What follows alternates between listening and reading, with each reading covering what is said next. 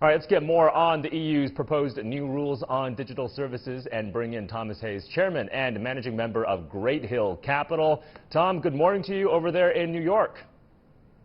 Good morning, Michael. Thanks for having me. So, Tom, let me begin by asking you, how significant are these rules when it comes to promoting more competition and more innovation in the EU digital landscape?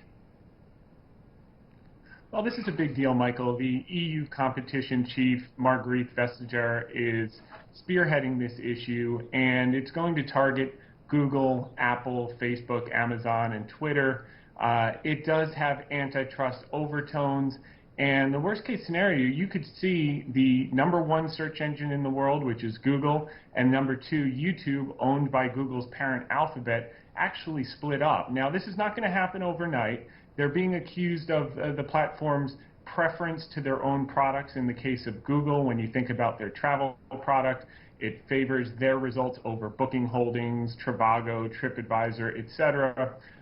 They're also being accused of paying for play with Apple. They're paying $8 to $12 billion per year to get their search engine as the default search engine on Apple's devices, and also illegal content, hate speech, terrorism, illegal products, and misinformation are the accusations.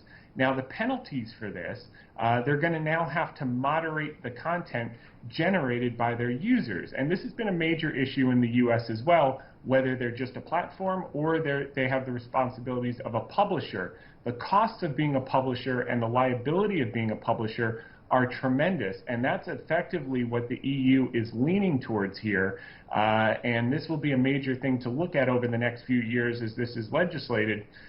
They're also going to have to report to the regulators what they've taken down. They're going to have to potentially disclose very valuable commercial information to smaller competitors and potentially disclose their algorithm, which they've refused to do for years, which would hurt their competitive advantage. So they're going to have to tell how they decide what they serve, who pays for ads, why we're specifically targeted, and potentially let the customer influence what's served to them. And as you said in the beginning of the segment, Michael, the fines could be between 6 to 10% of annual revenues, which sounds more like a tax scheme than a fine scheme, and it's pretty dramatic. Okay, so Tom, the EU says that this will boost innovation and competition in the digital space in the European single market, but Washington's saying that this will disproportionately affect U.S. tech firms. Washington also arguing that this new legislation actually stifles innovation rather than promotes it in the EU. What do you think? Yeah, I think there's a case to be made that it does stifle innovation because the amount of costs that are going to be incurred to meet regulatory requirements are going to keep the barriers to entry high, and new entrants will have a hard time meeting those obligations, in which case the big platforms again are going to gain more and more share because little players will be deterred from even trying because they won't have the ability or the means to deal with these regulations. I think effectively it is going to slow growth, and potentially it is going to hurt jobs moving forward.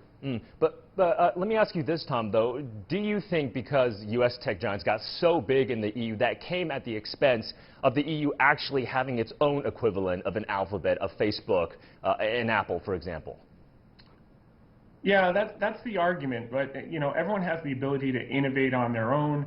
What you're going to see here over the next 4 years, because this won't happen tomorrow, Michael, you're going to see the big tech giants lobby. They've already spent $23 million in the first half of 2020 on lobbying the EU Commission. They're going to try to influence the outcome with think tanks, academic positions, well-connected law firms, and consulting firms. And also in the legislative process, they're going to make a compelling case to show how the restrictions actually slow economic growth and jobs. And as I said, the final version won't be out till 2024. So I think there will be some compromise made where the EU will enable them to have more competition and smaller entrants to some extent, but at the same time, the big players are still going to control quite a bit of share. All right, Tom, thank you for your insights on this. Thomas Hayes, Chairman and Managing Member of Great Hill Capital, joining us there from New York.